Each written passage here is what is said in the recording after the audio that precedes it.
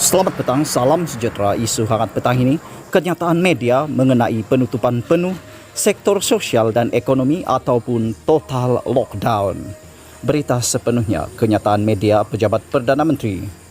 Sidang khas Majelis Keselamatan Negara MKN mengenai perutusan COVID-19 yang dipengerusikan oleh Yang Amat Berhormat Perdana Menteri petang tadi telah memutuskan untuk melaksanakan penutupan penuh sektor sosial dan ekonomi ataupun total lockdown. Fasa pertama di seluruh negara bagi tempoh 14 hari bermula 1 Jun 2021 hingga 14 Jun 2021. Sepanjang tempoh ini, semua sektor tidak dibenarkan untuk beroperasi kecuali sektor ekonomi dan perkhidmatan perlu dan services yang akan disenaraikan oleh Majelis Keselamatan Negara. Keputusan ini dibuat selepas mengambil kira situasi terkini penularan COVID-19 di Malaysia dengan jumlah kes harian telah melebihi 8,000 kes dan kes aktif melebihi 70,000 kes. Setakat hari ini seramai 2.552 orang telah meninggal dunia akibat wabak ini dan jumlah kematian semakin meningkat. Kewujudan varian-varian baru yang lebih ganas dengan kadar kebolehjangkitan yang tinggi dan pantas juga turut mempengaruhi keputusan hari ini.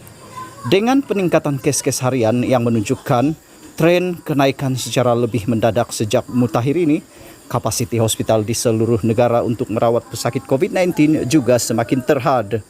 Sekiranya lockdown fasa pertama ini berjaya mengurangkan kes-kes harian COVID-19, kerajaan akan melaksanakan lockdown fasa kedua, yaitu dengan membenarkan pembukaan semula beberapa sektor ekonomi yang tidak melibatkan perhimpunan yang besar serta boleh mematuhi penjarakan fizikal.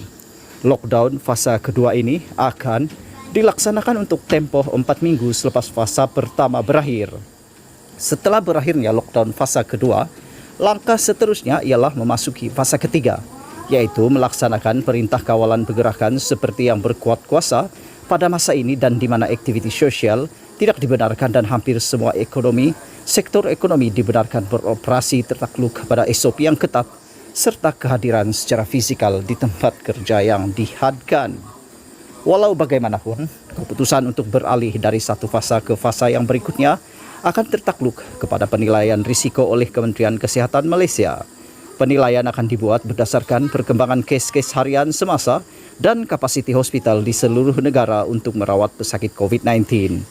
Kerajaan akan memastikan sistem kesihatan awam di negara kita tidak akan runtuh dan pelbagai sokongan dan bantuan akan diberikan kepada Kementerian Kesihatan Malaysia untuk meningkatkan kapasiti hospital di seluruh negara. Kerajaan juga akan meningkatkan jumlah pemberian vaksin dalam tempoh beberapa minggu akan datang dalam usaha untuk menghasilkan imuniti kelompok di negara ini. Susulan keputusan kerajaan untuk melaksanakan penutupan penuh sektor ekonomi dan sosial, Kementerian Kewangan akan memperincikan pakej bantuan kepada rakyat dan sektor ekonomi yang terkesan. Pengumuman mengenai pakej bantuan ini akan dibuat dalam masa terdekat.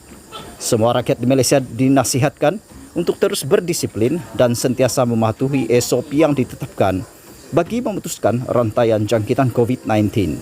Yang terbaik ialah duduk di rumah atau stay at home untuk bersama-sama melandaikan lengkung jangkitan COVID-19. Pejabat Perdana Menteri Putrajaya 28 Mei 2021. Sekian isu hangat petang ini. Jangan lupa tekan butang subscribe dan kita jumpa lagi. Bye-bye.